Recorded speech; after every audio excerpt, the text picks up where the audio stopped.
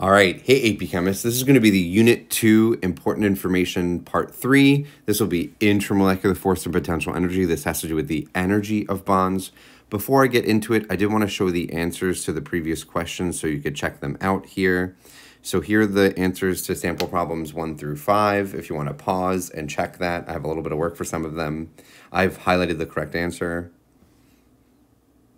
Okay, and now moving forward, we're going to be talking about the energetics involved in bonds. So we have something called intramolecular force, which I do want to make a note of that vocabulary word. Intramolecular means within bonds in a molecule. Intra means within. And then the potential energy may or may not be a word that you are familiar with, but it's the energy involved in keeping things at a specific location, a specific place. For bonds, potential energy is going to be the energy involved in bonds. It's the energy to keep two atoms at a certain distance in a certain location. And so let's look at a potential energy diagram. I'm going to zoom in right here so we could see this.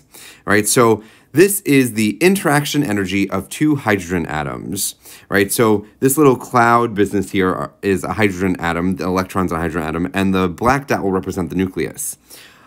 So these two atoms could be at specific distances from each other. When they are at a specific distance that minimizes the energy, we call that the average bond length, and I'll get to that in a moment. But let's look at the far end here. If we go from left to right, that is the distance between the two atoms. The x-axis is the distance between the two atoms. Look over here. These two hydrogen atoms are so on top of each other. This is maximizing repulsions here. So there's not really a good bond here. This is really unstable. And look at the energy. The energy is really high. On the y-axis, we have the energy that's involved between the atoms. So I have the x-axis is the distance between the atoms, and the y-axis is the energy between those atoms. And it looks like if I have maximizing repulsions, the energy goes way up here, all the way up more. Okay? Then, if I get, let's say I'm going to do the opposite end. Let's say I have those two atoms like very far away. Look at my distance. My distance increases this way. Distance increases as you go from left to right on this little curve, like distance increases. If I do it infinitely, right, that's infinity sign, infinitely, these have no attractions. There's no bond. No attractions. There's no bond between the two. These two are completely separated from each other. So if they're too close together, they have maximizing repulsions. If they're infinitely far away from each other, the distance increases, I have little to no attraction, or I'll have zero energy.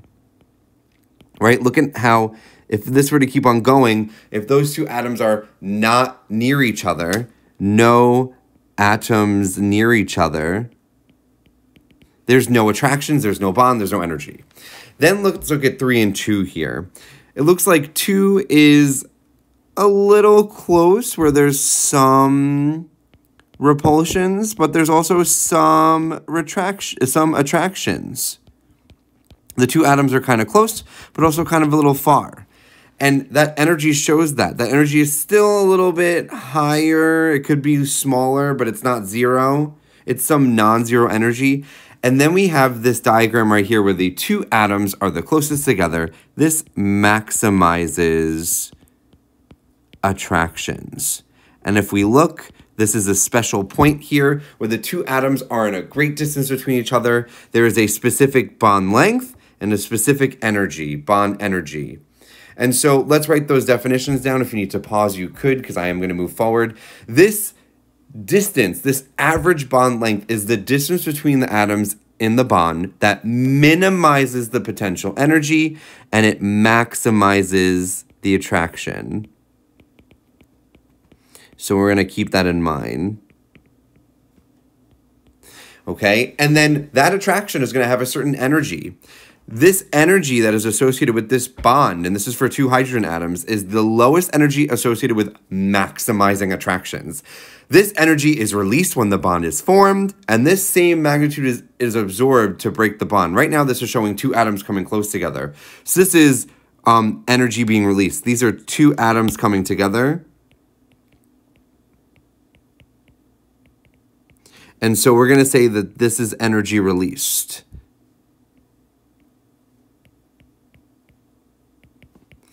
And because of that, look at our axes here. This is 0. These are negative values. And so this bond energy is negative 436 kilojoules per mole. For the hydrogen, the bond energy is 436 kilojoules per mole. That is, it will take 436 kilojoules to break 1 mole, or negative 436 kilojoules is involved in making 1 mole of HH bonds. Right? So 436 is released when 1 mole of HH bonds is made. I wanted to make sure that we have this vocabulary here, because right now we're talking about bond energy, but it could be positive or negative depending on if we're making or breaking. This potential energy diagram here is talking about two atoms coming closer together. Okay, so that's some vocab here for you. Let's look at some more energies. So let's look at some bond energies. Like here's hydrogen. Hydrogen is 436. Carbon. Carbon is 346. I wonder why that's a little bit lower. Then let's look at maybe even carbon and iodine instead of carbon. Carbon. Carbon and carbon is 346. That's how you read this. You read it like this and then that. Okay. Carbon and carbon is 346, and then carbon and iodine is 213. Let's look at hydrogen and bromine. Hydrogen is 436 with hydrogen, but hydrogen with bromine is 366. It's a little bit lower in bond energy. Wonder why? Trying to see some trends here. Let's look at multiple bonds. Carbon-carbon is 346. Carbon double is 602. And carbon triple is 835. Let's just consider these bond energies a magnitude because it depends. The positive or negative depends. And so let's say I'm looking at the carbon-carbon single bond. It's positive, it's positive 346 kilojoules to break 1 mole. But it's negative it's negative 346 kilojoules to, I'm so sorry, doing too much here. It's positive 46 kilojoules to break 1 mole and negative 346 kilojoules to make 1 mole of the bond. Cool. Said that before. So when you make a bond, energy is released, it's negative. When you break a bond, energy is required. Got that there. Okay, cool. So here are some trends that we could use, trends in bond energies that we could predict. If I don't have the values that are on this table and I just had the atoms themselves, I could predict. We could see that the carbon triple is larger than the carbon double in energy than the carbon single single. That's because the higher the number of bonds, we call that bond order, the higher the bond energy. And consequently, that will be lower on our potential energy curve that we've seen before. I'd have to draw that curve lower, lower. Maximize the energy, minimum energy there. The distance between the bonds will also decrease. So the carbon-carbon triple is actually the smallest bond length between the carbon single-single and carbon double. Right, so the carbon triple will be the smallest bond length, and the carbon single will be longest bond length. So just a little note for us here. All right, triple bond is smaller distance, like I said. Now we have size of atoms. I want to make sure I underline this little things here. So it's multiple bonds, that's single, double, triple. Size of atoms. For the size of atoms, the smaller the atoms in a bond, the higher the bond energy. The lower on the curve, right? The more bond energy, the lower on the curve. And so that's kind of like CC, and then maybe CB, Br, and then Ci. I had those energies up here. Cc was 346, Cbr was 285, Ci was 213. This is a long bond, and that's because the I is largest. Right? The size of the atoms, we're able to predict that from the periodic table. The more electrons, the more far down to the left you are, or more down a group, the larger the atom. So bromine and iodine are pretty large. So the smaller the atoms in a bond, the higher the energy, and the opposite is true. The larger the atoms, the lower the bond energy. So this is the lowest bond energy of this set here, and this is the highest bond energy. And so pay attention to what I'm about to say. Let's make sure that we're sticking with this vocabulary here. It would take more energy to break a CC bond than it would to break a CI bond. Sit with that. I'm not going to write it down, but it would take more energy to break a carbon-carbon bond than it would to break a carbon-iodine bond. Or more energy would be released if I make a CC bond versus if I were to make a CI bond. So larger the atoms, the longer the distance between the atoms, the less energy involved. Let's end this lecture here with doing a little bit of a guided practice. Let's say I did not know the energies. So sketching would be assuming, I'm predicting here. Predicting.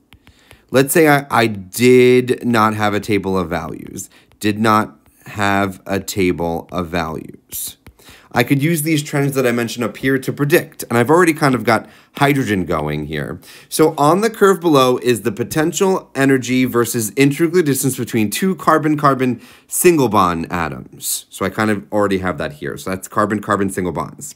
On the same graph, sketch a curve. It says sketch. So this is prediction. It doesn't have to be 100% right, but it has to be consistent. For two hydrogen atoms, two bromine atoms, two carbon atoms with a double bond, and two carbon atoms with a triple bond. So I kind of already have hydrogen here. Two hydrogen atoms, this would be smaller than carbon.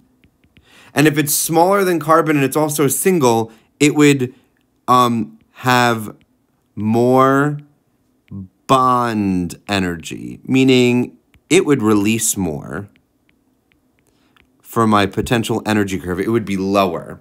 So look at my HH here. It's lower. I put a dot here.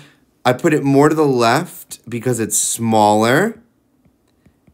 And I have it more down because it releases more energy. Its bond energy is going to be overall a higher magnitude, so release more energy.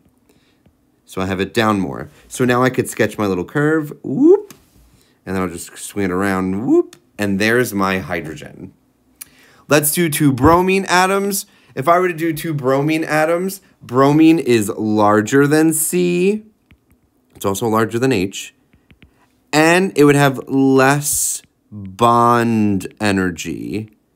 It would release less.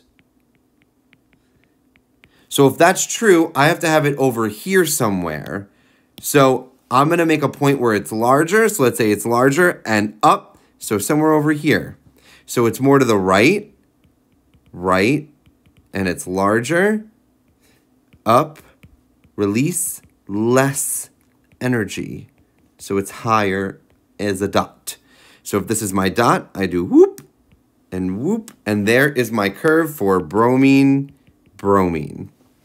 I'm going to end this lecture with trying to do carbon double bond and carbon triple bond a little bit quickly. Carbon double bond is going to end up being smaller than the carbon-carbon single bond. And it's going to be hard for me to figure out whether it's going to be more energy or less energy than hydrogen. But I would say it would be fair game if you put it anywhere over here. I kind of like, oops, that's a little dark.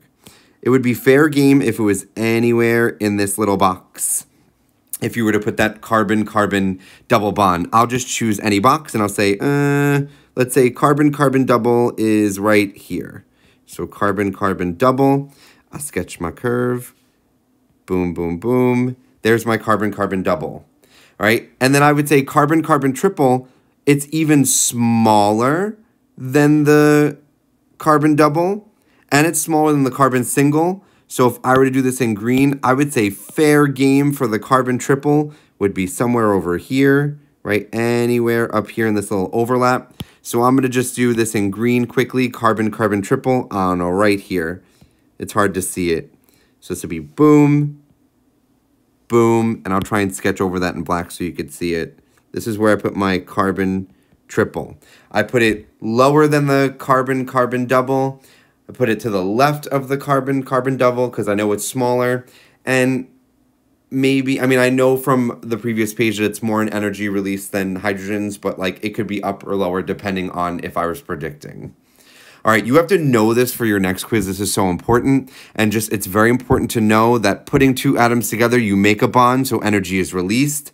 Lower on this curve, more energy released. Higher on this curve, less energy released involved in the bond. So that's just a nice little important note for us. Alrighty, that is all. So now to check your understanding of all of this, I want you to try and do sample questions 6, 7, 8, and the AP style for your response questions A, B, and C. You have another potential energy diagram for you to sketch there. If you have any questions or concerns, please let me know, and we'll review more of this in class.